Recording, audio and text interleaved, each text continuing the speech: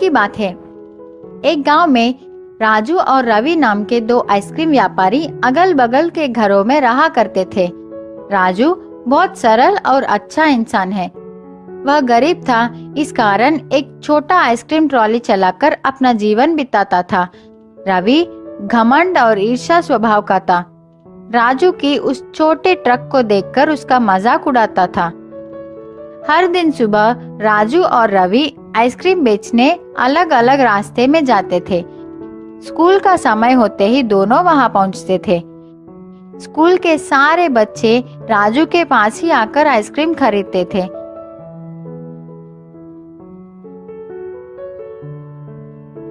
रवि का ice cream trolley तो बहुत सुंदर और बड़ी थी, लेकिन कोई भी रवि के पास आकर आइसक्रीम नहीं खरीदता। उतने में एक गरीब लड़का रवि के पास आकर कुछ खाने के लिए मांगता है। रवि उससे चिढ़कर वहां से चले जाने को कहता है। बच्चा बहुत दुखी हो गया। एक बेंच पर बैठकर भूख से रोने लगा।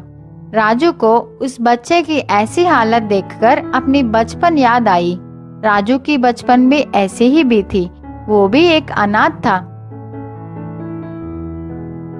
राजू बच्चे के पास गया, उसे आइसक्रीम देकर खाने को कहा। पूछा, छोटू तुम्हारा नाम क्या है? तेरे कोई नहीं है क्या?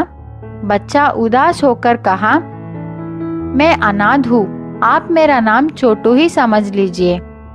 राजू बोला, बेटा मैं तुम्हारा देखभाल करूंगा, तुम्हारी हर जरूरत को मैं पूरा करूंगा, स्कूल भी भेजूंगा, क्या तुम मेरे साथ चलोगे? छोटू बहुत खुश होकर राजू के साथ चला। इसी बीच में राजू अपने ट्रॉली का बात ही भूल गया। गर्मी की वजह से सारा आइसक्रीम पिघल गई। अब राजू भी कुछ नहीं कर सकता। उदास होकर छोटू को भी अपने साथ लेकर घर चला गया। आज तो छोटू आराम से सो गया, लेकिन राजू सोचता हुआ पूरी रात संकट में बिताई। अगले दिन सुबह रोज की तरह राजू आइसक्रीम बेचने अपने ट्रॉली को लेकर तैयार हो गया। छोटू से कहा, घर वापस आते समय मैं तुम्हारे लिए जरूरत चीजें लेकर आऊंगा। ऐसे कहकर राजू सोचता हुआ वहां से निकल पड़ा। राजू को रास्ते में एक मुनि नजर आए। राजू मुनि के पास जाकर प्रणाम किया। मुनि ने राजू से पूछा, क्या समस्या है? राजू बोला, मैं अपने इस छोटे गाड़ी से अब तक जीवन चला रहा हूँ, लेकिन अब तो मुझे एक बालक का भी ख्याल रखनी है। मुझे कुछ समझ में नहीं आ रहा है कि मैं उसके सारे जरूरतों को कैसे पूरी करूँ। आप ही इस समस्या का परिष्कार कीजिए। मुनि ने कहा, मैं सब समझ गया। मैं तुझे एक बड़ा जादुई आइसक्रीम ट्रॉली दे रहा हूँ। अब यही तुम्हारी समस्याओं को संभालेगी। राजू खुशी से मुनि को धन्यवाद करके उस ट्रॉली को लेकर चला गया।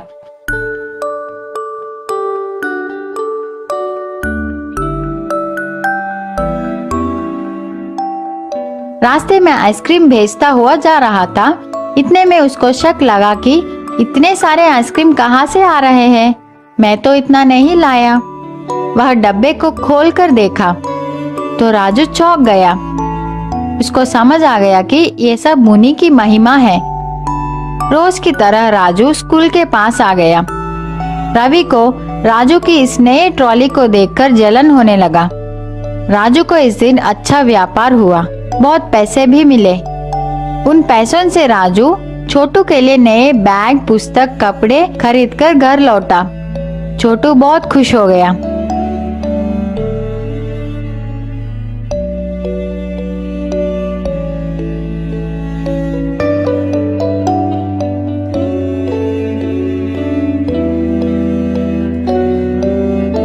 अगले दिन राजू छोटू को अपने साथ लेकर स्कूल पहुंचा। उसी स्कूल में छोटू को ज्वाइन कर दी।